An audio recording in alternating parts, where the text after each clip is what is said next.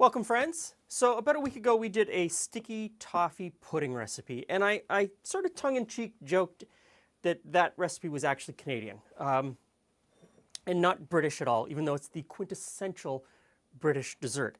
And my reason for that was the originator of that recipe in Britain said that she got it from two Canadian airmen who lived with her during World War II. And so that got me thinking, I need to go back and I need to find sort of those progenitor recipes. And I remembered that my grandmother made a date cake when I was a little kid. And I thought, it's kind of similar, but I had to be sure. So I had to go back through our own recipe books. And so I've got this recipe book. This one was printed in 1967, and it has a date loaf recipe in it. And I've called one of my cousins, and she has a copy from the 1920s, and it has a date loaf recipe in it as well. And so this recipe, as I look through all of these books, there's one in the Five Roses Flour cookbook. This is from the 1940s. Again, this is the Purity cookbook, Purity Flour, and this is again printed in the 1940s. And they have something called date bread. And so I found this recipe under date loaf, date bread, or date cake. And the earliest that I can find in our own collection is either in this book, the Elmvale Community Cookbook, which is from 1939. And this was Julie's grandmother's cookbook. And you can see it is incredibly well used.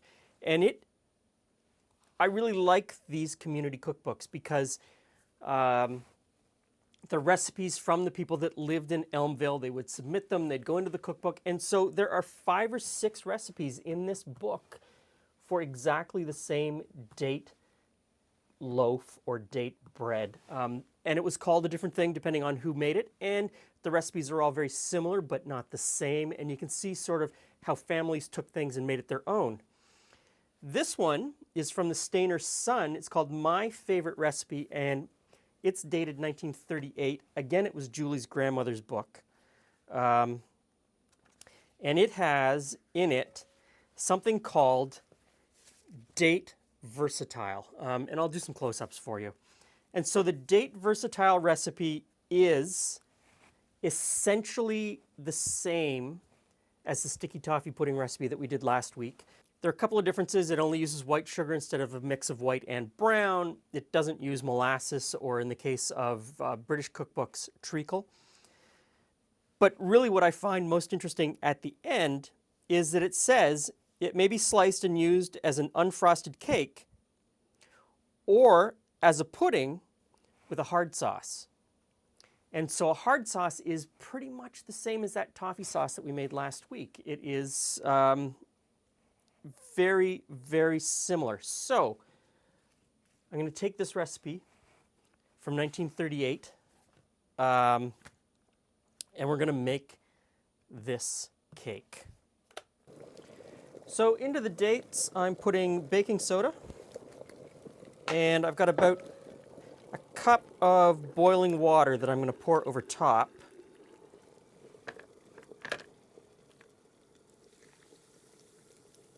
And we'll just let the dates soak in that water and baking soda mixture.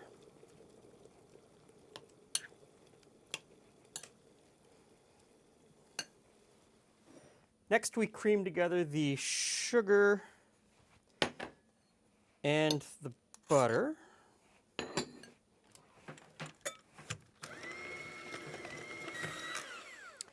So next up are the eggs, and apparently they get separated. So the whites here, they're going to be beaten stiffly later, and the yolks go into the sugar mixture. One of the things I love about these old cookbooks is, apart from the history and the notes that your grandmother put in, is that they expect you to know what you're doing, and they don't really give a lot of instruction. Some of them are just a list of ingredients, and you're supposed to know how to mix them together. It it would be very frustrating for someone today who's learning how to cook who doesn't have a parent or a grandparent to show them the ropes to cook from one of these cookbooks. So we'll beat in these egg yolks. Next in is some vanilla.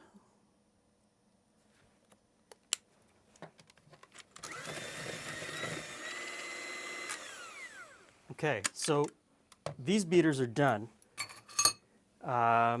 Put on fresh beaters.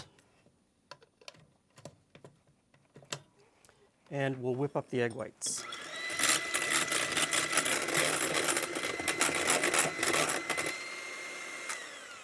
Excellent. So now baking powder into the flour. Give that a stir. And we now just sort of mix everything together. So a little bit of flour. And then we pour in some of the liquid from the dates.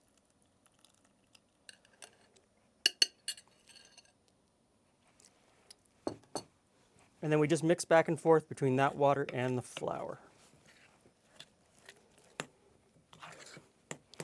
Now we put the dates in.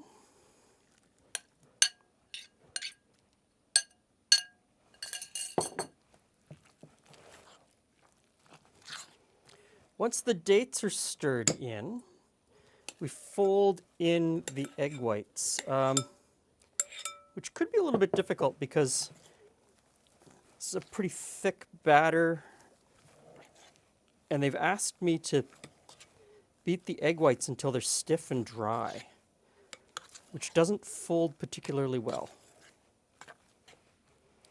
And the last bit of egg white before we put it into the loaf pan.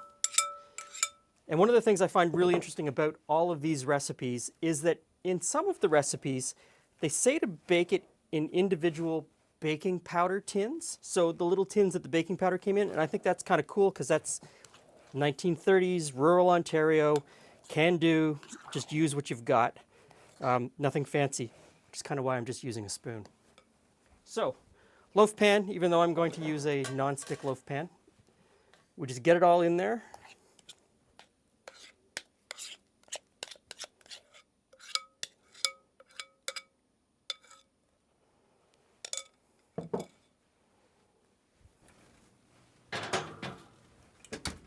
Hey, I'm just pulling in from the chilly outdoors. Grab a spoon, taste what's left in the bowl.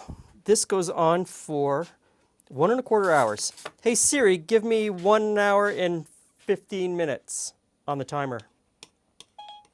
Your timer is set for 15 minutes. Oh, Siri. Well, so you've got a day cake? Mm-hmm.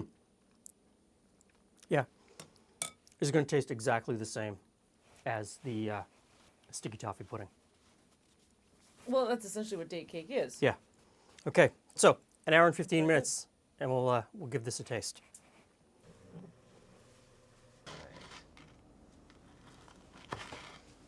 Date cake, date loaf, There's date. a lot of dates. There are a lot of dates. A lot of dates. It's a lot darker than I thought it would be since there's no brown sugar in it. There's no molasses.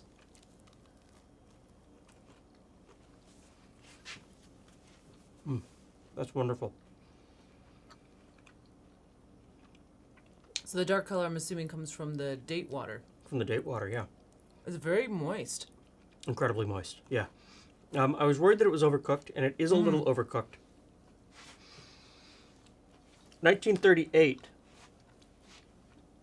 Most of these recipes don't have A temperature. a temperature, because a lot of these people, I'm pretty sure, probably most of the people that submitted recipes were probably cooking over wood still at that point. Oh yeah, absolutely. I remember years ago going through this with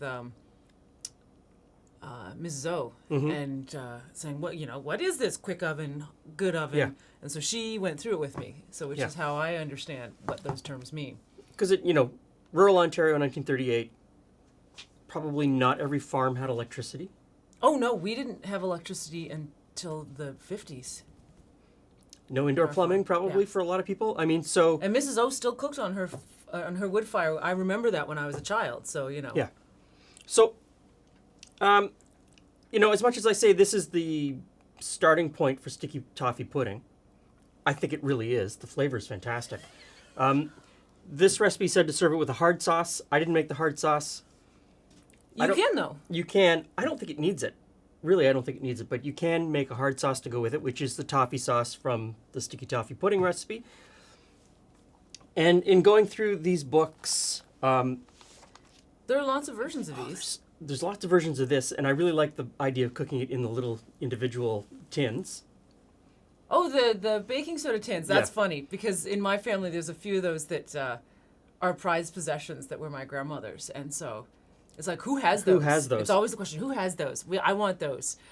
And there's some great recipes in this book. So I think from this Sunday forward, every Sunday for the next little while, Date cake? I'm going to cook a different recipe from these old Canadian cookbooks. I'm looking forward to eggless, milkless, butterless cake. Yeah. Because I'm fascinated by that as a like a war measures kind of, they didn't have the things, so I think this is kind of funny because this is 1938 and there's war cake, yeah.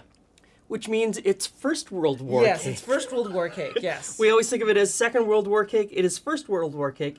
And there's some other things in there that I think are absolutely fantastic, and some of the measurements are completely wonky. There's a date sandwich. Yeah, I'm looking forward to exploring this. I don't think it's a sandwich, though, now that I'm reading it. So come back every Sunday for another recipe from one of these Canadian Oh, cookbooks. look, there's a written in one. Yeah, Oh, I bet those are good. yep. So this is called Date Versatile. Enjoy it. Thanks for stopping by. See you again soon.